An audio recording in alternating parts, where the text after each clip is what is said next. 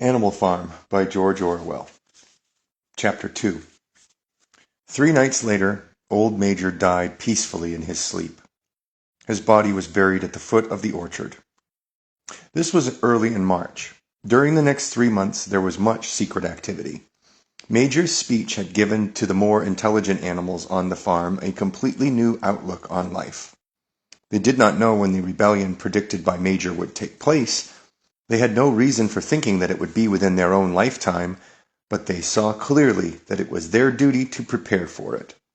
The work of teaching and organizing the others fell naturally upon the pigs, who were generally recognized as being the cleverest of the animals. Preeminent among the pigs were 2 young boars named Snowball and Napoleon, whom Mr. Jones was breeding up for sale. Napoleon was a large, rather fierce-looking Berkshire boar, the only Berkshire on the farm, not much of a talker, but with a reputation for getting his own way. Snowball was a more vivacious pig than Napoleon, quicker in speech and more inventive, but was not considered to have the same depth of character. All the other male pigs in the farm were porkers. The best known among them was a small fat pig named Squealer, with very round cheeks, twinkling eyes, nimble movements, and a shrill voice. He was a brilliant talker, and when he was arguing some difficult point, he had a way of skipping from side to side and whisking his tail, which was somehow very persuasive. The others said of Squealer that he could turn black into white.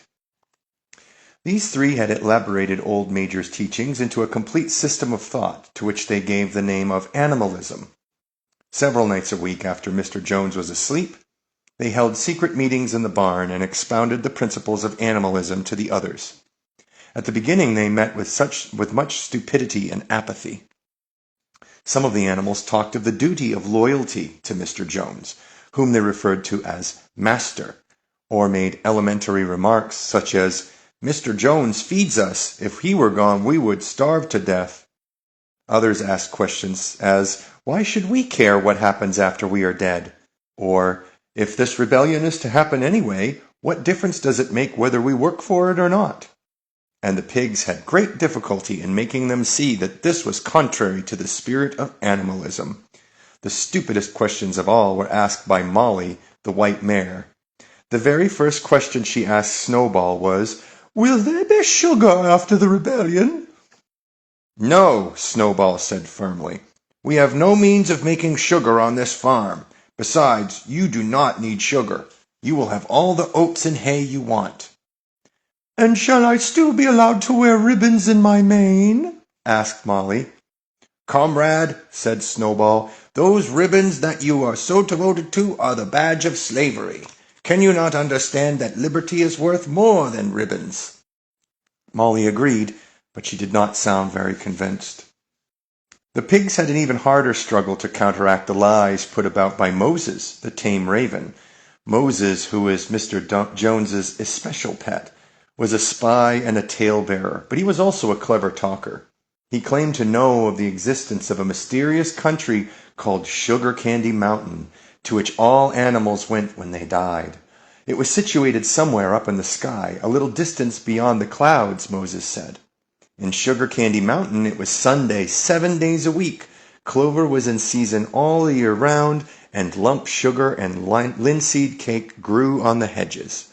The animals hated Moses because he told tales and did no work, but some of them believed in Sugar Candy Mountain, and the pigs had to argue very hard to persuade them that there was no such place. The most faithful disciples were the 2 cart horses, Boxer and Clover. These 2 had great difficulty in thinking anything out for themselves, but having once accepted the pigs as their teachers, they absorbed everything that they were told and passed it on to the other animals by simple arguments. They were unfailing in their attendance at the secret meetings in the barn, and led the singing of Beasts of England, with which the meetings always ended. Now, as it turned out, the rebellion was achieved much earlier and more easily than anyone had expected. In past years, Mr. Jones, although a hard master, had been a capable farmer, but of late he had fallen on evil days. He had become much disheartened after losing money in a lawsuit, and had taken to drinking more than was good for him. For whole days at a time he would lounge in his Windsor chair in the kitchen, reading the newspapers, drinking, and occasionally feeding Moses on crusts of bread soaked in beer. His men were idle and dishonest, the fields were full of weeds, the buildings wanted roofing, the hedges were neglected, and the animals were underfed. June came, and the hay was almost ready for cutting. On Midsummer's Eve, which was a Saturday, Mr. Jones went into Willington and got so drunk at the Red Lion that he did not come back till midday on Sunday. The men had milked the cows in the early morning and then had gone out rabbiting, without bothering to feed the animals. When Mr. Jones got back, he immediately went to sleep on the drawing-room sofa with news of the world over his face, so that when evening came the animals were still unfed. At last they could stand it no longer. One of the cows broke in the door of the store shed with her horn, and all the animals began to help themselves from the bins. It was just then that Mr. Jones woke up. The next moment, he and his 4 men were in the store shed with whips in their hands, lashing out in all directions. This was more than the hungry animals could bear. With one accord, though nothing of the kind had been planned beforehand, they flung themselves upon their tormentors. Jones and his men suddenly found themselves being butted and kicked from all sides. The situation was quite out of their control. They had never seen animals behave like this before, and this sudden uprising of creatures whom they were used to thrashing and maltreating just as they chose frightened them almost out of their wits. After only a moment or two, they gave up trying to defend themselves and took to their heels. A minute later, all 5 of them were in full flight down the cart track that led to the main road, with the animals pursuing them in triumph. Mrs. Jones looked out of the bedroom window and saw what was happening, hurriedly flung a few possessions into a carpet bag, and slipped out of the farm by another way. Moses sprang off his perch and flapped after her, croaking loudly. Meanwhile, the animals had chased Jones and his men out onto the road and slammed the 5-barred gate behind them, and so, almost before they knew what was happening, the rebellion had been successfully carried through. Jones was expelled, and the manor farm was theirs. For the first few minutes, the animals could hardly believe in their good fortune. Their first act was to gallop in a body right round the boundaries of the farm, as though to make quite sure that no human being was hiding anywhere upon it. Then they raced back to the farm buildings to wipe out the last traces of Jones's hated reign. The harness room at the end of the stables was broken open. The bits, the nose rings, the dog chains, the cruel knives with which Mr. Jones had been used to castrate the pigs and lambs, all were flung down the well. The reins, the halters, the blinkers, the degrading nose bags were thrown on the rubbish fire, which was burning in the yard. So were the whips. All the animals capered with joy when they saw the whips going up in flames. Snowball also threw on to the fire the ribbons with which the horses' manes and tails had usually been decorated on market days. Ribbons, he said, should be considered as clothes, which are the mark of a human being. All animals should go naked. When Boxer heard this, he fetched the small straw hat which he wore in summer to keep the flies out of his ears, and flung it onto the fire with the rest. In a very little while the animals had destroyed everything that reminded them of Mr. Jones. Napoleon then led them back to the store shed and served out a double ration of corn to everybody, with 2 biscuits for each dog.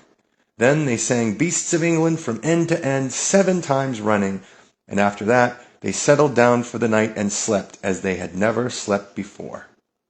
But they woke at dawn as usual, and suddenly, remembering the glorious thing that had happened, they all raced out into the pasture together. A little way down the pasture there was a knoll that commanded a view of most of the farm. The animals rushed to the top of it and gazed round them in the clear morning light. Yes, it was theirs. Everything that they could see was theirs. In the ecstasy of that thought, they gambolled round and round. They hurled themselves into the air in great leaps of excitement. They rolled in the dew, they cropped mouthfuls of the sweet summer grass, they kicked up clods of the black earth and snuffed its rich scent. Then they made a tour of inspection of the whole farm and surveyed with speechless admiration the ploughland, the hay field, the orchard, the pool, the spinney, It was as though they had never seen these things before, and even now they could hardly believe that it was all their own. Then they filed back to the farm buildings and halted in silence outside the door of the farmhouse. That was theirs too, but they were frightened to go inside. After a moment, however, Snowball and Napoleon butted the door open with their shoulders, and the animals entered in single file, walking with the utmost care for fear of disturbing anything. They tiptoed from room to room, afraid to speak above a whisper, and gazing with a kind of awe at the unbelievable luxury, at the beds with their feather mattresses, the looking-glasses, the horsehair sofa, the Brussels carpet, the lithograph of Queen Victoria over the drawing-room mantelpiece. They were just coming down the stairs when Molly was discovered to be missing. Going back, the others found that she had remained behind in the best bedroom. She had taken a piece of blue ribbon from Mrs. Jones's dressing table and was holding it against her shoulder and admiring herself in the glass in a very foolish manner. The others reproached her sharply, and they went outside. Some hams hanging in the kitchen were taken out for burial, and the barrel of beer in the scullery was stove in with a kick from Boxer's hoof. Otherwise, nothing in the house was touched. A unanimous resolution was passed on the spot that the farmhouse should be preserved as a museum. All were agreed that no animal must ever live there. The animals had their breakfast, and then Snowball and Napoleon called them together again. "Comrades," said Snowball, "it is 6:30, and we have a long day before us. Today we begin the hay harvest, but there is another matter that must be attended to first." The pigs now revealed that during the past 3 months they had taught themselves to read and write from an old spelling book which had belonged to Mr. Jones's children and which had been thrown on the rubbish heap. Napoleon sent for pots of black and white paint and led the way down to the 5-barred gate that gave on to the main road. Then Snowball, for it was Snowball who was best at writing, took a brush between the 2 knuckles of his trotter, painted out Manor Farm from the top bar of the gate, and in its place painted Animal Farm. This was to be the name of the farm from now onwards. After this they went back to the farm buildings, where Snowball and Napoleon sent for a ladder, which they caused to be set against the end wall of the big barn. They explained that by their studies of the past 3 months, the pigs had succeeded in reducing the principles of animalism to 7 commandments. These 7 commandments would now be inscribed on the wall. They would form an unalterable law by which all the animals on Animal Farm must live forever after. With some difficulty, for it is not easy for a pig to balance himself on a ladder, Snowball climbed up and set to work, with Squealer a few rungs below him holding the paint pot. The commandments were written on the tarred wall in great white letters that could be read 30 yards away. They ran thus: The 7 commandments. 1. Whatever goes upon 2 legs is an enemy. 2. Whatever goes upon 4 legs or has wings is a friend. 3. No animal shall wear clothes. 4. No animal shall sleep in a bed. 5. No animal shall drink alcohol. 6. No animal shall kill any other animal. 7. All animals are equal. It was very neatly written, and except that friend was written with the E and the I reversed, and one of the S's was the wrong way around, the spelling was correct all the way through. Snowball read it aloud for the benefit of the others. All the animals nodded in complete agreement, and the cleverer ones at once began to learn the commandments by heart. "Now, comrades," cried Snowball, throwing down the paintbrush, "to the hayfield! Let us make it a point of honor to get in the harvest more quickly than Jones and his men could do." But at this moment the 3 cows, who had seemed uneasy for some time past, set up a loud lowing. They had not been milked for 24 hours, and their udders were almost bursting. After a little thought, the pigs sent for buckets and milked the cows fairly successfully, their trotters being well adapted to this task. Soon there were 5 buckets of frothing, creamy milk, at which many of the animals looked with considerable interest. "What is going to happen to all that milk?" said someone. "Jones used sometimes to mix some of it in our mash," said one of the hens.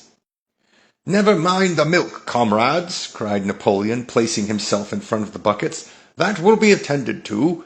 The harvest is more important. Comrade Snowball will lead the way. I shall follow in a few minutes. Forward, comrades! The hay is waiting." So the animals trooped down to the hayfield to begin the harvest, and when they came back in the evening, it was noticed that the milk had disappeared.